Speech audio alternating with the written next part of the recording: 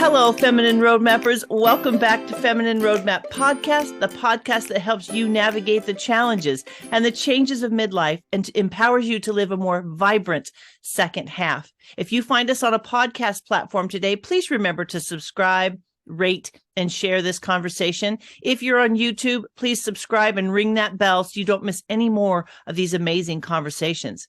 My guest today lost her husband to a brain tumor, and that led her on a journey to understand what leads to chronic disease, to understand how and why the body reacts the way it does, and to unlock our healing potential using the keys that nutrition can provide. My guest is Andrea Nakayama. She's a functional medicine nutritionist and the founder of the Functional Nutrition Alliance. Thank you so much, Andrea, for being on the show today. Thank you for having me, Gina. I'm so excited to be here with you. I am really looking forward to hearing your story. I know a little bit about your background, but would you give us a synopsis of why you're so passionate about the power of functional medicine? Yeah, as you said, I lost my husband to a brain tumor. He was actually diagnosed in April of 2000 when I was just 7 weeks pregnant with our first and only child. So we were actually telling people we had a brain tumor before we were announcing we were pregnant. So that was a huge shift in my life, obviously. Isamu, my late husband, was given 6 months to live. You do the math, obviously not expected to see our son born. And we were able to sustain his life till about 2.5 years. So we had a good imprinting with our then baby, who's now 22.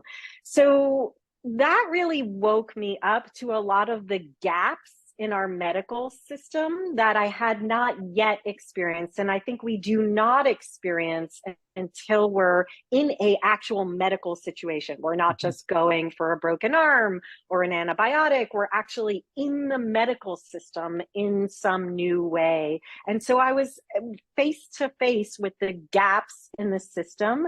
And that led to me developing my passion for filling those gaps and ultimately serving thousands of clients and students who are working with those who fall in those gaps, those with chronic illness. And so I just became more and more passionate about thinking through how we address chronic health conditions and fill those gaps in healthcare.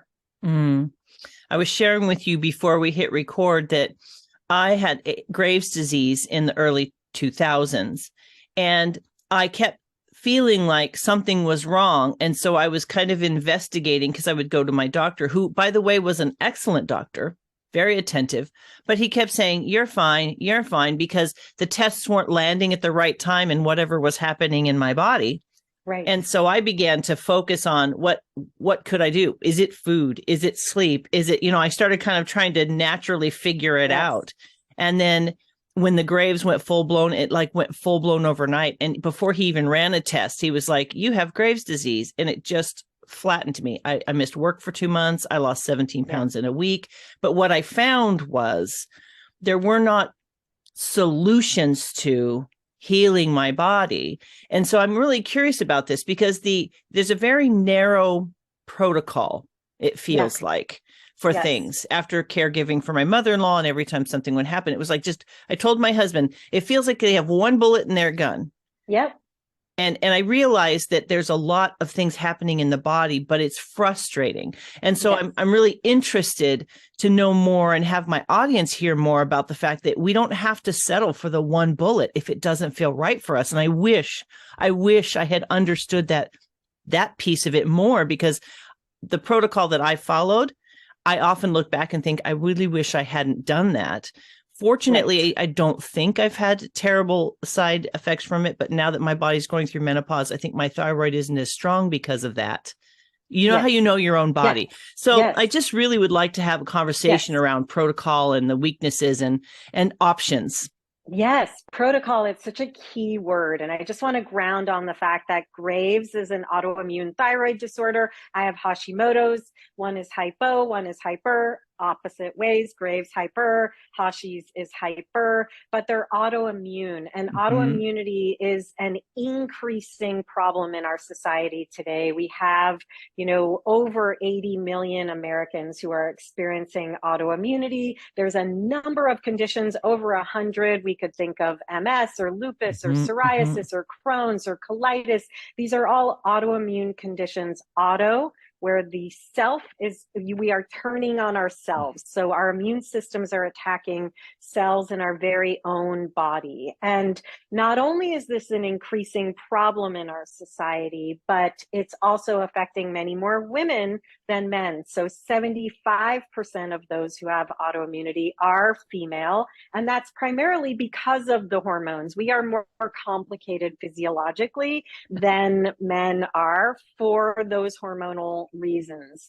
So this is 1 in 12 women, and we're seeing it impact women later in life, of course, but we're also seeing it because of stress impact our girls. And we're starting to see autoimmunity have an earlier impact on the female population. So the key word that you said there, Gina, is protocol. And this is one of my beefs with conventional medicine, even functional, integrative, holistic, naturopathic medicine, because everything is not a protocol. It is not what I call the X for the Y. And we can have the best doctors. I'm not here to disparage what our medical system does. It's just that it's leaving some gaps, and you're speaking to those gaps. So our medical system tends to think through the X for the Y. Here's the condition. What's the protocol? They don't have the critical thinking in place to understand what does this mean for this individual. So the protocol may work 80% of the time, or for 80% of the people, meaning 20% are going to not be addressed by that protocol. And even for the 80% that are, it may work 80% of the way. So there's a lot of people left with their signs and symptoms and diagnoses not fully addressed, seeking answers outside of themselves, which then puts us in a state that is not conducive to healing. We can think of that as a sympathetic dominant. Where's the solution? Where's the pill? Where's the protocol? Where's the practitioner who's going to solve this for me? And we don't look internally to what's actually happening for me. So my mantra in all the work I do and for all the practitioners I train is everything is connected. We are all unique and all things matter. So everything is connected speaks to the fact that you cannot address autoimmunity without looking at your digestion or detoxification or hormones. It's all connected physiologically. We are all unique. My trauma is different than your trauma, but I have to look at it and understand where those triggers were for my autoimmunity to express. And everything matters. Yes, your nutrition matters, your hydration matters, your sleep matters, your stress matters. So it's very vast, and we actually have a lot more power as patients than I think we take credit for. I was sharing with you as well that it's a little bit of a frustrating process to advocate for yourself and then to advocate for someone else, because depending on the situation, it feels as though there's a decision made on the other side already. Now, I happen to be dealing with just women, and I don't love to bang the drum too hard, because we all understand there's a disparity there. But that disparity between age and sex is the most frustrating thing that I've come up against. And I was deep into it with my mother-in-law for 3 years, and then myself. And it's frustrating because I realize we are more complex because of the hormones. I'm going through it now, and I'm like, what in the world is happening? Our bodies they just go haywire, and you're trying to figure out how to get it back on track. So when we talk about this autoimmunity and hormones and that sort of thing, I also want to grab a little piece of the idea of mindset, because I feel like this holistic view that you're talking about, maybe someone listening has never heard of functional medicine. So if you could I understand you've basically soft spelled it out just in that last share. But let's define functional medicine and then move into how it is a good part of a person's health journey. Yes. Yeah. And I want to also make sure that we're speaking to the patient and what they can do in this process. Yes. So functional medicine, I am completely in service to the model. I do not always think the model is practiced through these tenets that I'm going to share. So I don't want us to think, oh, if I just found a functional medicine doctor, I'd be all better. Or I live in a town where there's no functional medicine doctors, because I hear this all the time. And that's not the only solution. However, the tenets, the primary tenets of a functional practice are that we're involved in a therapeutic partnership. And I want to come back to that because that means the doctor is honoring the patient in the partnership, but the patient also has a role in that partnership. So a therapeutic partnership is tenet number one. Tenet number two is that we're looking for the root causes. And I've defined those as three particular roots. Mindset's going to be a part of the soil that the roots live in, and we can talk about that. But we're always looking for the root causes. And basically that just means we're asking, why is this happening? Not just what do I do about it? So the protocol is the what do I do about it? The why means that your thyroid issues are different than my thyroid issues. I can look at two people with Hashimoto's. We got there for different reasons. We just got to the same tipping point that received the same name or diagnosis. So why, not what, is tenet number two. And tenet number three is that we take a systems-based approach. Means we're getting out of the ologies. We're not just going to the gastrologist and the rheumatologist and the psychologist. We actually understand that nothing exists in a vacuum. I call that the soup, right? So we understand that everything in the body is connected. So those are the three primary tenets. And there's a number of those we could go into in more detail, but I'll let you lead the way, Gina, in terms of the partnership, the three roots, or what I've defined as the three roots, and what would be most helpful there. I want to talk about all of it because I think my experience has taken me down those roads, but not having a guide per se has led me to have a dangerous enough understanding. I'm not totally armchair, but I'm not totally educated either. So I would really like to talk about the roots because I think it's important for us to understand, this is my words, that you don't have to just accept a diagnosis, that there are solutions and options, and it doesn't necessarily mean that it'll go away, but it could.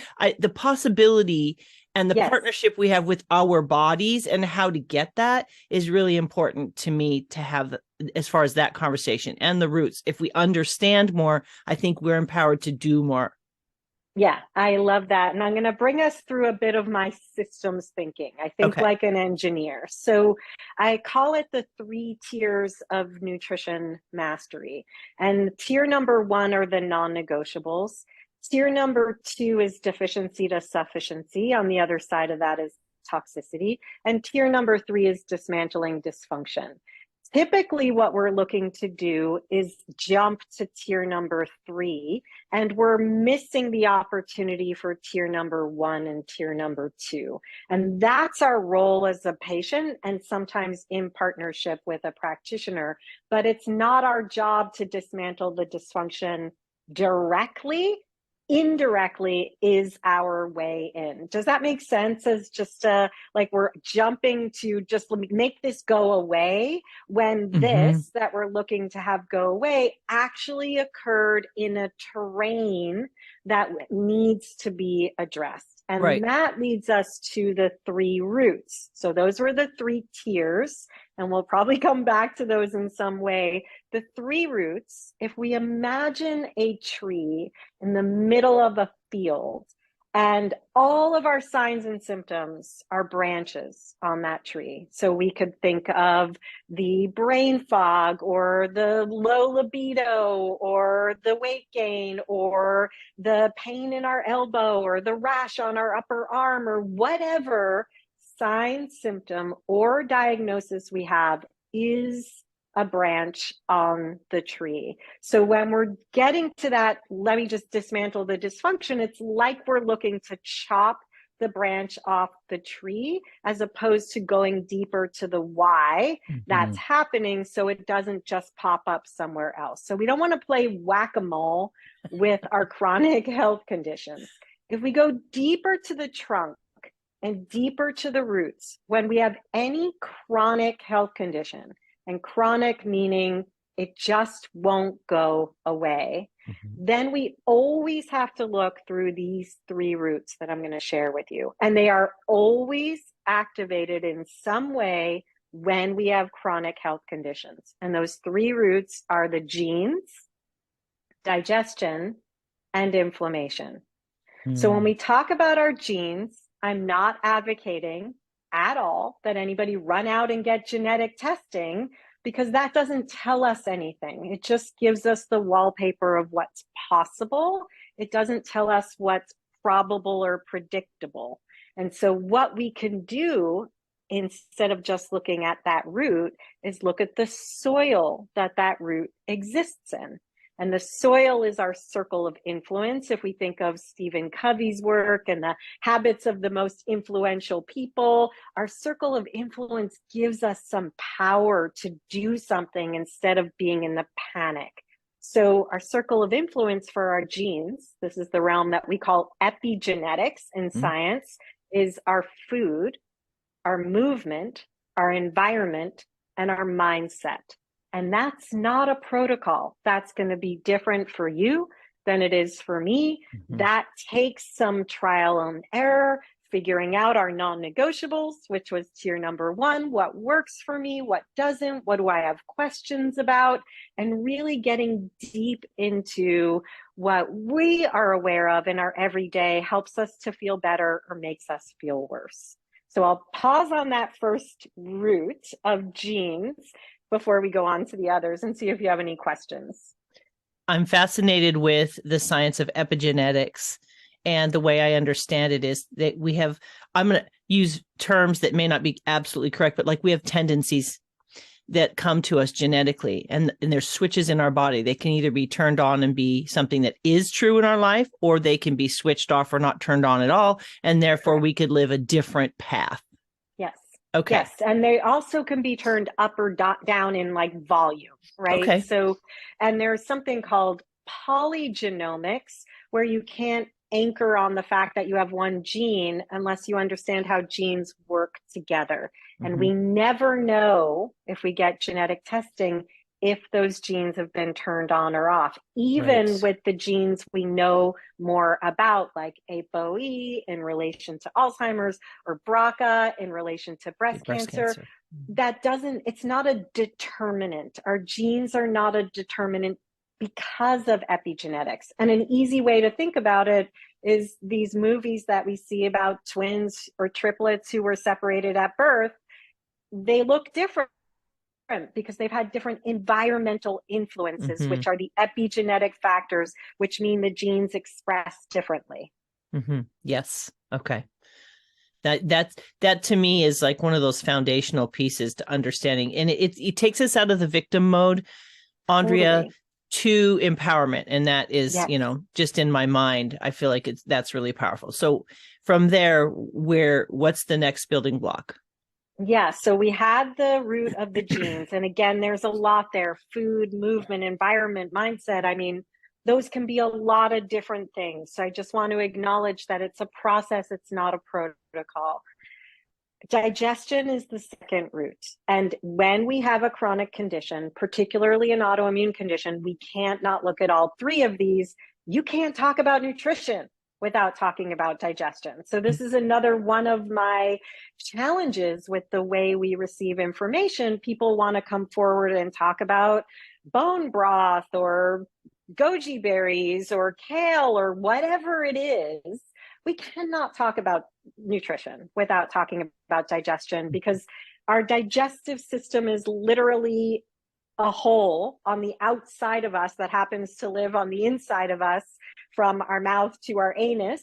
And there's skin there, and there's a lot happening there, and it's where everything gets into our system to feed our cells. So the circle of influence around digestion is mechanical, chemical, structural, and microbial. Again, we sometimes like to rush, just like we do to the genes, to the microbiome, but we forget that there's a lot of other things we can be doing to support our system. You told me you were drinking your apple cider vinegar in your water. That's helping your chemical digestion. It's helping to break things down, especially as we age, so that we can get the nutrients from our food. Somebody can be eating the very quote unquote best diet ever and still experience malabsorption because they're not able to break down and utilize the food they eat. And this does change as we age as well. So supporting our digestion, just start like thinking about your food and activating the secretions. Chew. Take time to chew. We rush to these complex pills and solutions when sleep impacts your microbiome, eating fiber impacts your microbiome. We forget that like drinking green tea can impact your microbiome. And this is where, again, there's so much more we can do, but it's not how we're trained by our doctors, by our medical system, but also by social media and the influencers that are telling us that we're supposed to do this, that, and the other thing. The information is quite overwhelming. Yes, noise, so much noise. And that noise contributes to the internal noise that we're broken and that we need a fix. That's such a powerful way of identifying what we're being told. Yes. Let's call it what it is. Yeah. Yeah. Yeah. And I love to be reminded and to help remind that this isn't we're not like a car that needs, that needs a mechanic per se. There's this beautiful symbiosis between us and our body and getting the support that we need, that I'm so attracted to with what you do, Andrea, which is the holistic approach to who we are and why we are the way we are. And that the fact that it does take time, but the problem is if we don't take the time, that issue is going to just come back and knock on the door. We have a greater potential for healing and health if we are patient and will learn, right, to listen and slow down and kind of tune in. That's been my experience. 1,000%. Yes. And the education may be in the tuning in and the what to tune into, as opposed to the race for the fix, and that we are broken. And that means somebody outside of us has all the answers.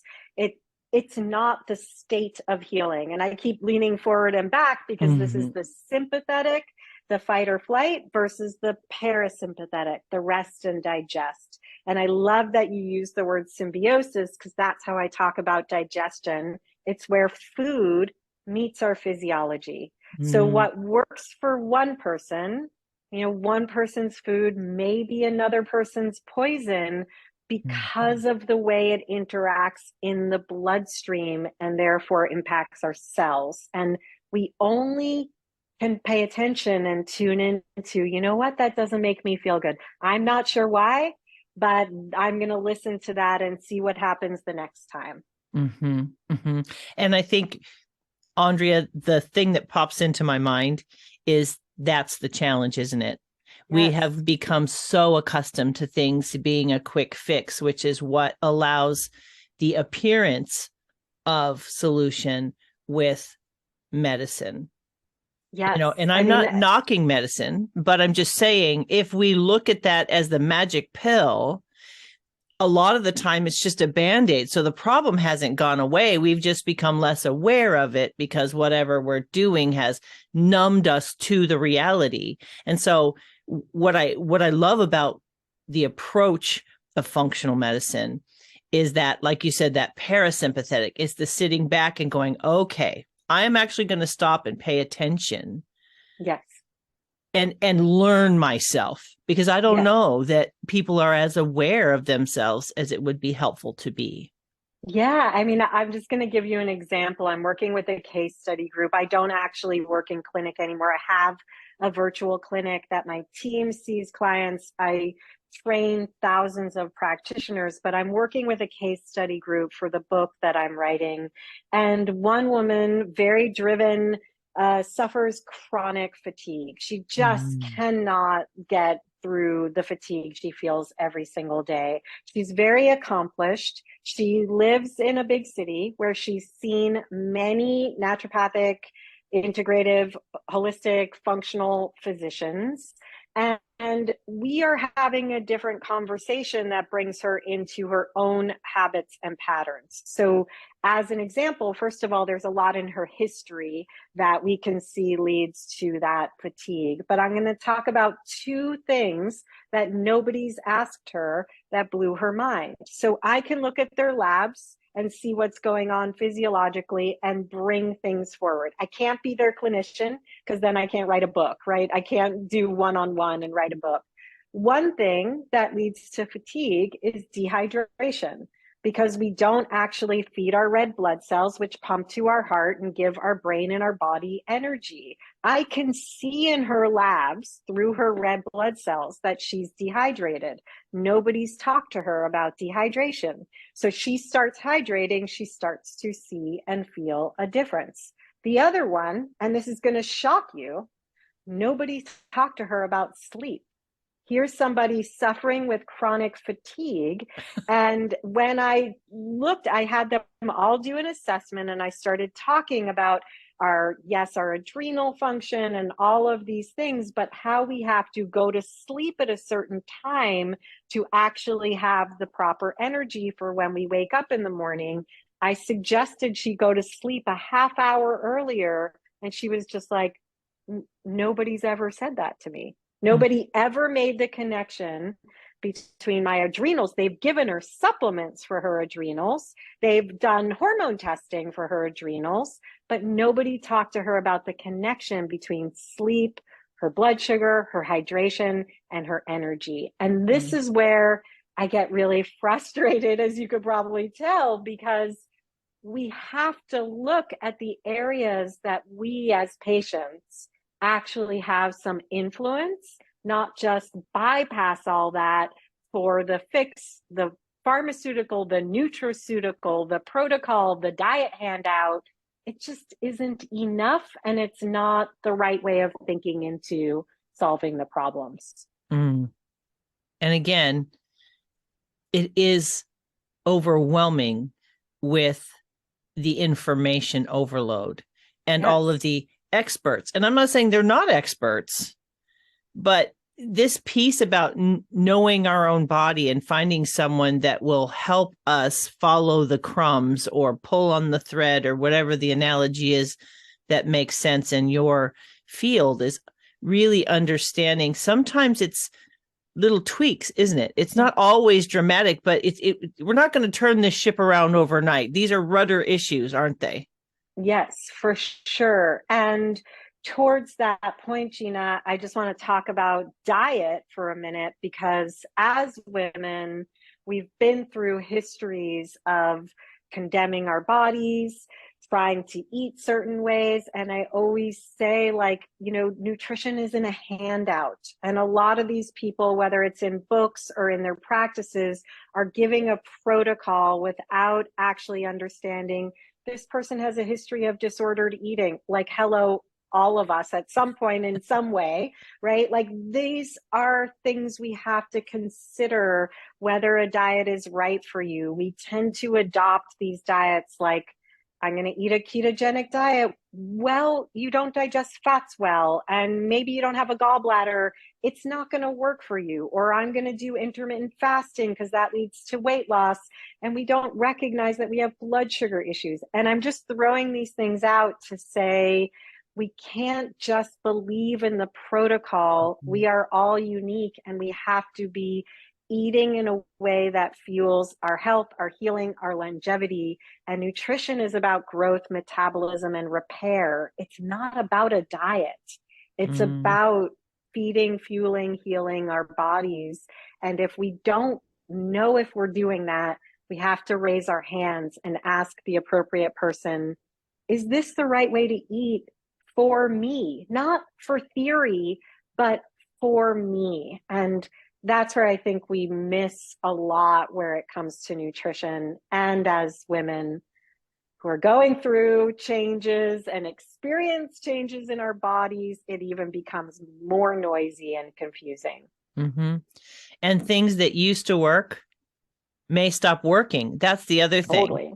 It's not a state of stasis, unfortunately. There's definitely there's a path, is how I see it, right? You're going down a path, and sometimes there might be a slight turn, or our goal is to get off, if we're on the wrong path, to make a U-turn, right? And really finding that partnership, I think, with our body and an expert, or a practitioner, let me use a different word, that can help us navigate this complex, beautiful journey. Our bodies are so amazing and so frustrating if we're not well. Right? Yes, for sure. And I was just talking to my boyfriend yesterday, and he was like, joking about getting older, and he's very fit and very attentive to his body. And for me, I just think through the lens that my husband died in 2002 at the age of 34 years old. This opportunity to be alive, to age, is a gift. It's a blessing. And how do we live into that while embracing the challenges that occur, instead of just bemoaning that we're not who we were when we were 20, because we will not be. And by that, I don't mean we have to just accept pain and suffering. I mean, we have to work, like you said, beautifully in partnership with a body that is completely altered from when we were half this age, whatever this age may be. Yeah. I do want to say that I appreciate the reminder that life is a gift, even with the challenges. And I think it is complex, but I think there are more resources like yourself and what you're doing out there. If people are like new to this idea, what is the foundational step that they can take? Because you talked about 2 of the 3 roots. I don't know if we got to the 3rd one because we've had such great conversation. I just want to run down all the paths. So you're going to have to anchor me if I start getting too far out into the woods. But so I'm just kind of curious, what is kind of the initial kind of movement that would help someone find these solutions? Yeah, and I'll mention that 3rd root because it has a vast enough way for us to get into somehow too. So we talked about the genes, digestion. The 3rd root is inflammation. And the soil around that root is to clear, calm, enhance, and modulate. And I'm just going to talk about clear and calm because we might need to clear negative thoughts. We might need to clear food from our diet, or wine on an empty stomach, or something that we're like, I'm not sure that works for me or not. We need to calm ourselves enough to do that tuning in. So it's very vast, this model. It's not about food, eat this way. It's not about clear the infection. It's about clearing a negative mindset that is keeping us stuck. It's about clearing something from our environment, which may be a toxic relationship. It may be a toxin in our home. It may be a broad way to think about, what do I need to clear? And one tool I will use for people to tune into that in relation to what they're putting into their body is a food, what I call a food mood poop tracker. So if we're able to write down what we're eating, not measuring, not counting anything, we're just able to write that down. That's the food piece. We're just looking at it through a broad lens. And I want to acknowledge that not everybody is able to do this, because tracking our food can be a trigger because of our history. So again, we're just writing it down, and I'll come back to what we're going to do with that. The next thing we're tracking is our poop. And there are things like a Bristol stool chart, which help us not talk about it in, gross terms, but we can give it a number and just kind of think of that as our diagnostic tool. So looking in the toilet, as opposed to spending thousands of dollars on crazy fancy testing, is a first step to know what things are happening here. And we're not over analyzing, we're just tracking. Mood is something I put in quotation marks because it's any sign or symptom. It's not just mental health mood. It's knowing I do get that pain in my hip, or I had a little bit of a gurgly stomach. When we do 3 to 5 days of that, we can step back and do a couple things. Thing number one is just taking a pen and saying, when do I eat fat, fiber, and protein? Am I eating fat, fiber, and protein in every meal, or am I eating one or more of the other things like carbohydrates? Because that's how we start to manage our blood sugar and start to help our hormones. So fat, fiber, protein is one thing we could be thinking about. The other thing we could do with our food collection from 3 to 5 days is get out colored pens or pencils and see what colors in the rainbow am I eating? And how often do I eat the full rainbow in a day? So just be super playful instead of looking for answers. That is what we can start to do with a tracker like that. And I'm a huge fan of tracking all sorts of things. So if we can't start with our food, there's other ways to track. But that actually helps us to get playful and look at what we're consuming through a different lens before we even get to the other connections.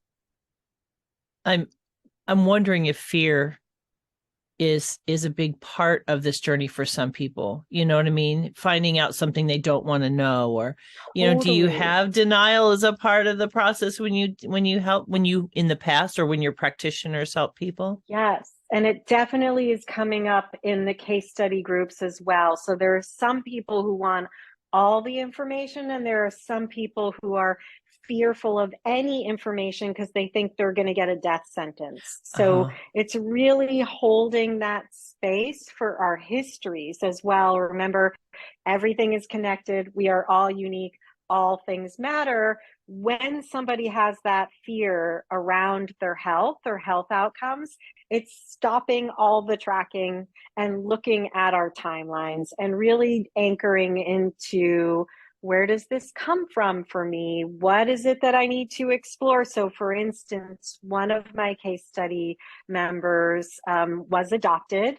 And she also then lost her birth mother at a young age. So as a mother of 2 children, she has fear about any labs, about any discovery, about any time a doctor says anything, and she struggles with anxiety because she thinks she's going to get a death sentence. So us being able to make that connection between what that loss was like for her and her speaking up for herself. So going to the dentist, the doctor, and being able to say, I'm going to let you know I suffer from anxiety. And anytime you say something to me about my health, I'm likely going to shut down, go into panic mode, and go home and Google. I'm going to ask you to hold that with me. And anything you have to share with me, know that I may need your help in holding that and asking the questions. So how do we advocate in advance of the moment that brings us fear, because we have awareness? As I'm listening, I'm literally reliving like 100 different interactions that I've had, right? And just the word you said was getting curious and playful. I think that's so important, because I don't know where we got the story that this is a scary thing to talk about, but it's foundational to the life we live. So why that story, and why are we eliminating this huge piece of our health and wellness journey?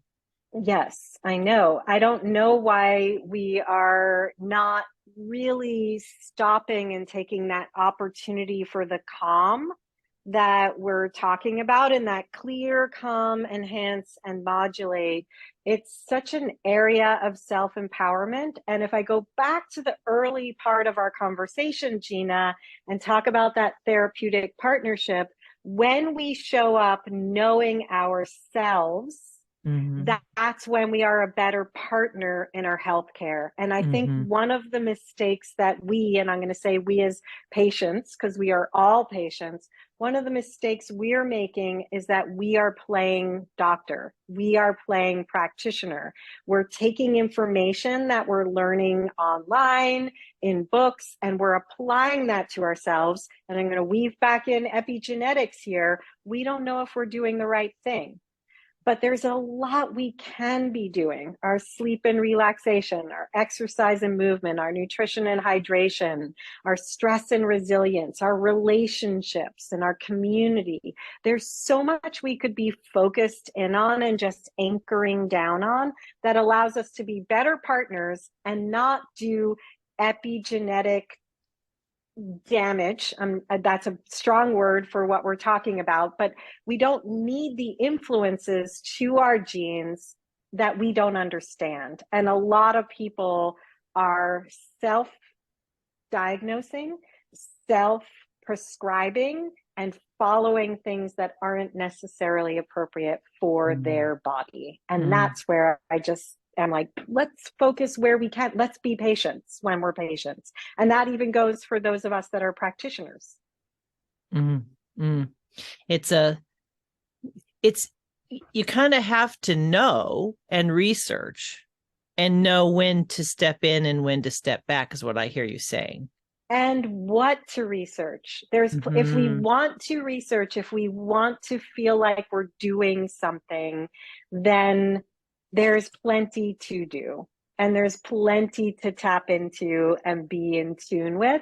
And it's really just a matter of understanding, what is it that I could be focused on? Where's my biggest influence? Not control, because we don't have control, but where's my biggest influence and where can I exert that? And what do I need to know to exert my influence? So Andrea, I know you've been very clear and practical in your communication, but if there were three things, and even if you need to repeat something, what are three things you want people to really anchor into and take away from this very short? I mean, because what you do is so vast. Yeah. 45 minutes just isn't much, but I feel like we've done a great job of skipping the rock to at least open up the ideas in people's minds. So what are three things you really want them to understand? Yeah, I'm going to bring it back to nutrition, because when I talk about nutrition, I'm talking in a very vast way. So I should say I'm taking it back to food. So there is a lot we can do by looking at things through the lens of that fat, fiber, protein every time we eat. Fat, fiber, protein. If we're worried about blood sugar, we're worried about hormones, this is where we really anchor. Number two, the rainbow. Eating the rainbow helps us with the inflammation that we are really struggling with when we have any chronic condition. So just looking at what you eat in a day through the lens of, get playful, get creative, work with anybody else in your family that's looking through that lens. And number three is, what are your non-negotiables? What do you know helps you feel better or makes you feel worse? And once you're in tune with that, that's when you're starting to completely shift the terrain and the expression of your signs and symptoms. And there's a lot of work to do there, but there are three ways you can bring yourself into self-health care. Fantastic. Andrea, how can people get in touch with or find what it is that you do? Yeah, thank you for asking. You can always find me at andreanakayama.com. That'll lead you back to the Functional Nutrition Alliance, back to my podcast, the 15-Minute Matrix, and to anything else I'm doing for the patient population. Ah, fantastic. Well, Andrea, I want to tell you how grateful I am that you said yes to me, that you brought such powerful and comprehensive conversation to such a short period of time. What you did, people who have a traumatic experience like you do, and they choose to turn it into a mission and a message that empowers, helps, heals other people. I just really honor your grieving journey and how you took that and made it something so amazingly life-changing for so many other people. So thank you for that. Thank you, Gina. Awesome. All right, friends, today we have had one of those deep and wide conversations. We've just barely dipped our toe in. But if you head on over to www.feminineroadmap.com/episode 313, I will have all of the links for Andrea there. So you can get the information, start your journey. If you're on YouTube, just look down below. It's down there in the descriptions for you. Quick and easy. And please remember that this conversation is meant to be shared. Let's do this in community. Let's share the things that we're learning so that we can help each other along this path that Andrea is talking about, because it is complex, but it is something we can do. One of the things Andrea said is that calm, right? Is to slow down and maybe turn off some of that noise. Take this conversation and maybe think through the things that really kind of pricked your mind and kind of tickled your tummy, if you will, and made you think about, I'm really curious about this, and take some time to hold some space for yourself and know that healing and health is within our ability. It is not something that we have to relinquish to someone else. We can partner with someone else, but I really want people to hear that you can sit in the driver's seat of your health and wholeness. You just may need to find some passengers to help you stay on the right track. So again, if this has done anything to help empower you, please take the time to subscribe, rate, share, get this message out so that more people can live healthy and whole lives. I want to thank you for joining Andrea and I today. I will be sharing more inspirational people, messages, and strategies in the weeks to come. So please don't forget to join us next week. Take care, my friends. Bye-bye.